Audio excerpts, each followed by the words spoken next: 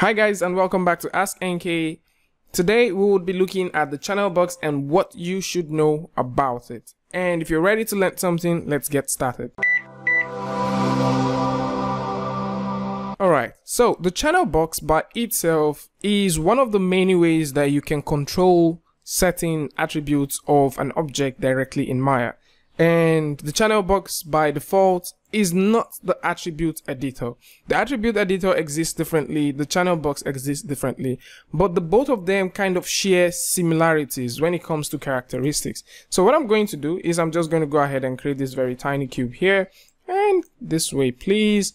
Alright, so let's take a look at this cube. So directly from here you can see the channel box, which is by default the fastest means of you translating and manipulating this particular cube. Intricate and more detailed things exist in the attribute editor.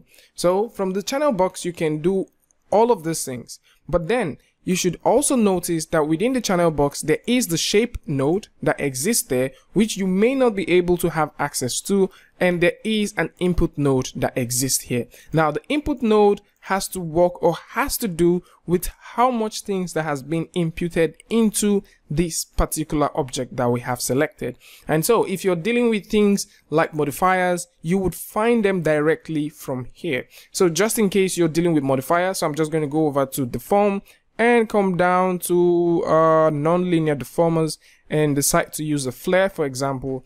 You would see that by default in my channel box, my input, let's go ahead and select the cube one more time, my input is now increased, and you can find those inputs from here. If you go ahead to select this in your attribute editor, you will find them existing in individual tabs, which is quite nice. But because your channel box is your first and fastest way of assessing certain attributes, it is best to actually assess these things from here. Not best per se, but you can get the most out of this by just simply sliding through rather than going one after the other. So let's get rid of this and continue. What should you know about the channel box? In the channel box you can lock, hide, and manipulate attributes really easy. So let's talk about how you can manipulate these attributes. By default, if you want to go ahead and keyframe things, it is easy to do those keyframing from here rather than coming through and sorting your way all the way, or sorting your way out here and doing them like this. All right, if you also want to manipulate the entire thing, let's say I want to scale this all the way up, I may not be able to scale this particular thing. I would have to come here individually to enter the values one after the other. But by using the channel box, let me go ahead and select this huge mesh here. By using the channel box, it is way more easier for you to select 1, 2, 3 by holding down shift and then just simply click, and with the middle mouse button you can scale this uniformly. All right, now the same way you can scale this uniformly, you have total control of how much or what unit of scale you're dealing with. We'll get to that in a moment, right? So that way it is way more easier for you to deal with things. The same thing happens for rotation. So if you grab onto an object like this, it is easier for you to control the rotation that you want. All right, it's way more easier for you to control the rotation that you want rather than coming over to the attribute editor here and start dialing in numbers. If you want to lock or hide certain attributes that exist for a model or a character, it is also way more easier for you to do those things. So I'm just going to grab onto this object now. I can select all of this. I can right click and lock this selected attributes. By locking the selected attributes, it simply means I have no access to rotating this object. And if you want to try with using the manipulator handle, you would notice that it turns gray. Now the reason why this happens, just in case you've actually come in contact with this, is because these attributes are locked. If you want to unlock these attributes, you have to select all of this, right click, and then choose the unlock button. Sometimes you may also have attributes that are not just locked, but they are hidden. So I'm going to go ahead and talk about that real quick.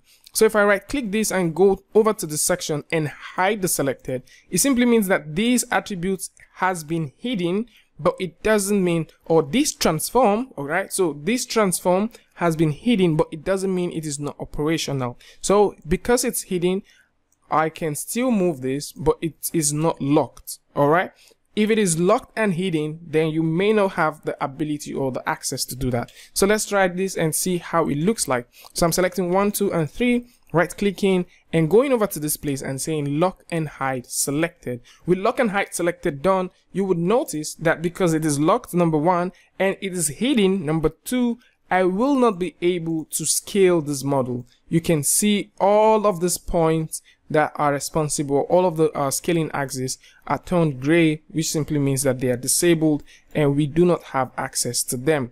All right, so how do you fix things like this? Because most times you might either download a model, get a rig that has been sent to you, or probably something happened along the line and you cannot find these things again. So how do you fix it? How you can fix this is really simple. So all you need to do, all right, so let me just get right up close. So all you need to do is this. You have to go over to this part called edit within the channel box, and then you come all the way down to this section called channel control. And with channel control open, you're going to notice 2 main tabs. Now the first tab says keyable and the second tab says locked. All of the properties that you have locked stays here. So if you want to unlock them, all you have to do is, you know, hold down shift, select all of them, or you can do them one after the other, hold down control, select all of them and move them back to the unlocked or the non-locked section. All right, so once you do that, they're all going to be in that section and you'll be very free to do whatever thing that you want to do with them. Now let's talk about the keyable ones. The visible ones that you find here are known as keyable attributes or keyable transforms.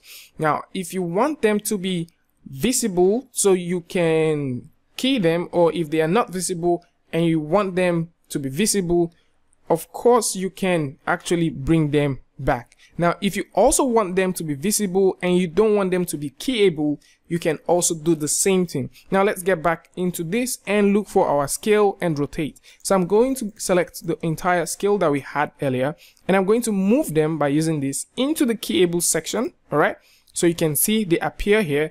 If I want them to appear and not be keyable, or you know, you cannot animate them, what we can do is this. I can go over here, select this entire thing and move them over to this section. Now you can see they are all gray, which simply means they are visible but they are not keyable. So you cannot actually key or, you know, add an animation to these particular attributes or these transforms that exist. All right, so I'm just going to go ahead and move this to this other section and then to this other section. But these are not the only transform attributes or, you know, transformations that exist. You can see that there is a whole lot more that exists here. So in case you're wondering how can you animate like the pivot of a character, or maybe you want to animate the pivot of let's say a car, a tire, something like that.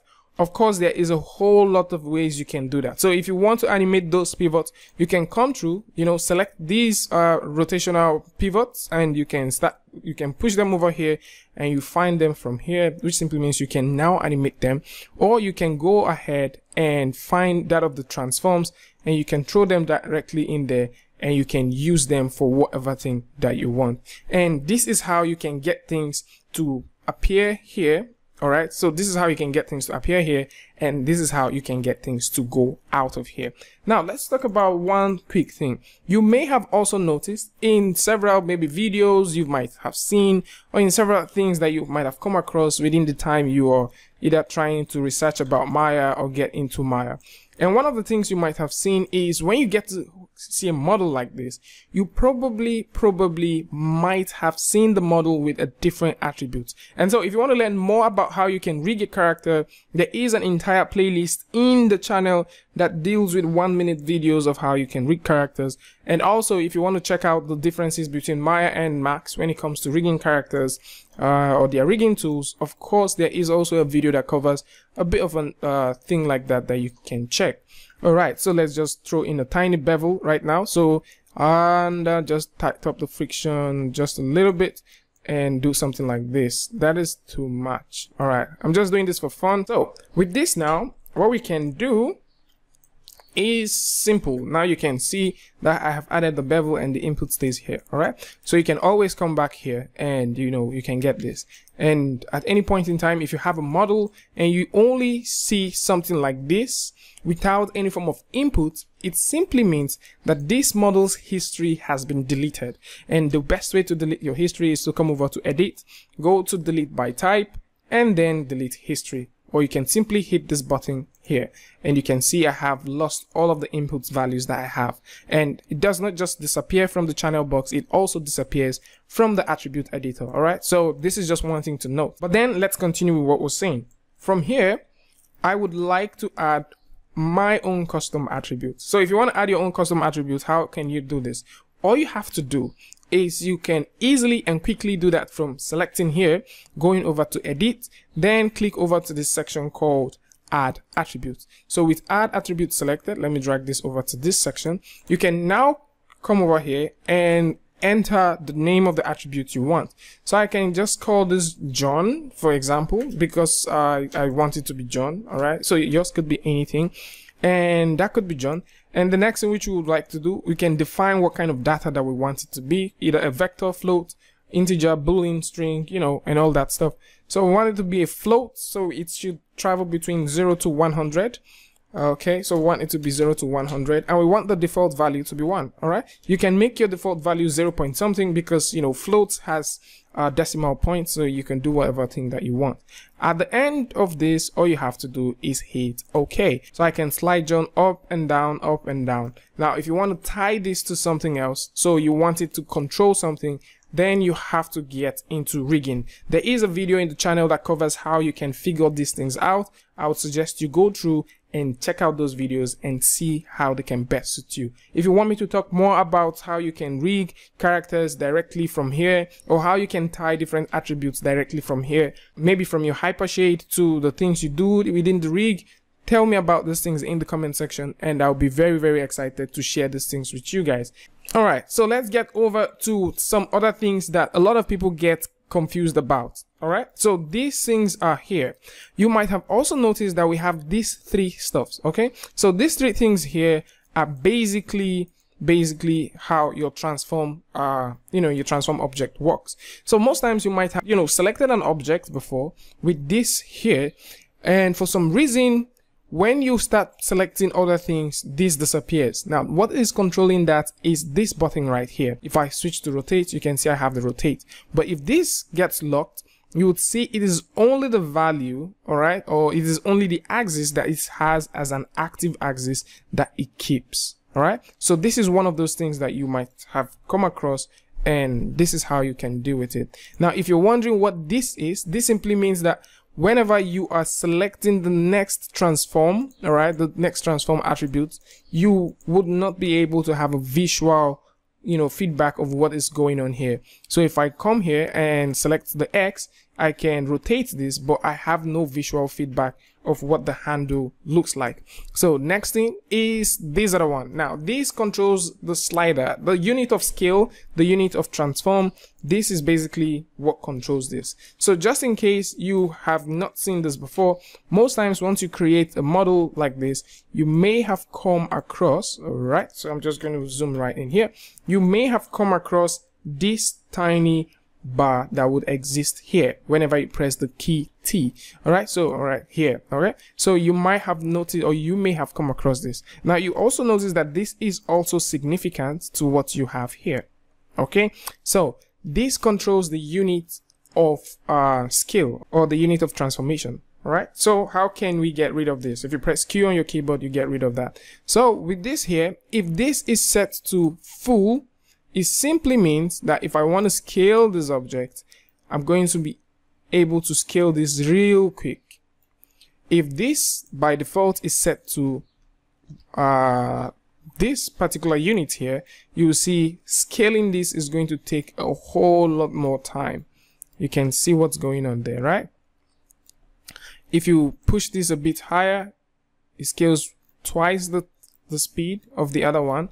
and so on and so forth. So basically this controls the unit of scale. The last one gets to do with the linear/hyperbolic slide setting. So what does this mean? You could see from here that this is facing towards an angle, which simply means that if you want this to actually transform all the way up left, right, you can just hold down your middle mouse and either move left, all right, up and down, left and right, or you move towards a linear form, all right, and you can get this transform happening.